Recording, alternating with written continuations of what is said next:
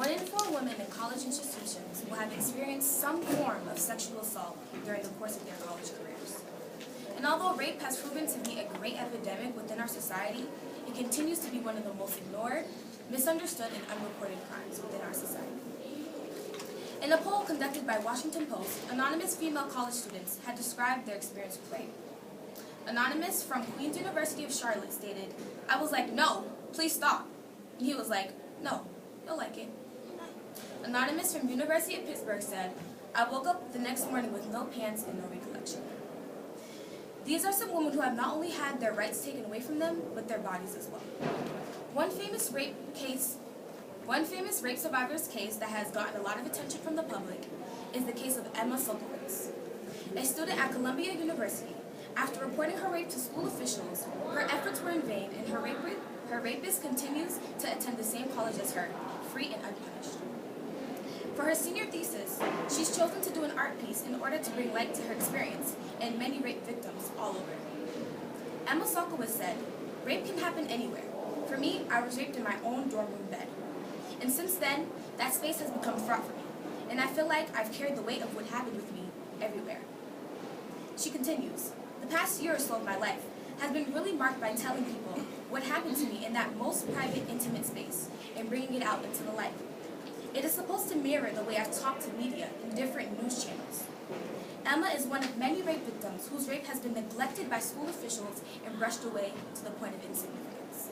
And although Emma was brave enough to speak openly about her college's failure to give her just a fraction of the peace of mind that was forcibly taken away from her, that simply is not the case for the majority of rape survivors. Due to colleges and universities' failure to combat rape culture in their premises, colleges have become danger zones. Rape cases that are reported are most often neglected by colleges, especially in cases which the predators are members of college sports teams and fraternities. In a reported rape case that occurred in Harper and Williams Smith College, it took the college just 12 days to investigate the rape report, hold a hearing, and clear the football players. Victims not only have to cope with the difficulty of not receiving the justice they deserve, but they are also subject to hostility from other students. The football team went on to finish undefeated in its conference, while the woman was left, she said, to face the consequences, threats and harassment for accusing members of the most popular sports team of rape. Why are school officials who are there to help and protect the students not doing anything? Why are they ignoring an issue that is affecting so many within their community? The simple answer is image.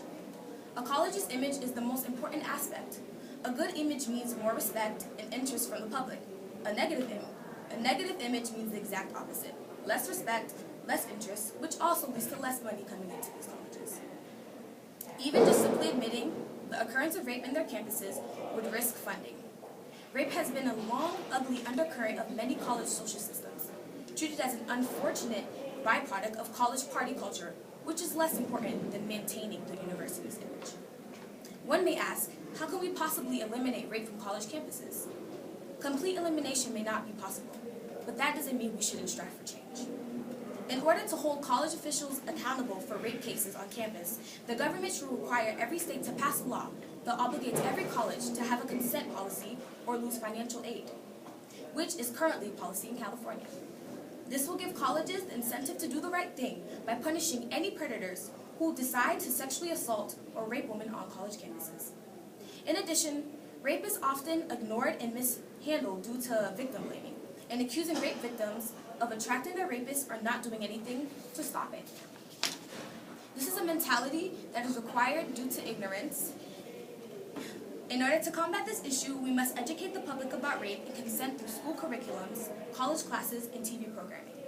Once we hold the predators accountable for their wrongdoings, we will be able to discipline rapists and not allow rape to become an accepted part of our culture. Rape does not only allow predators to forcibly take the victim's body, but it takes away the victim's ability to trust. It eliminates their peace of mind, and the tragic event remains with them their entire lives. Everyone is entitled to feeling safe in their own college communities. And more importantly, everyone is entitled to getting justice for acts of hate committed against them. Change does not create itself. It's up to us citizens of the world's greatest nation, America, to strive for change and progress towards liberty and justice for all.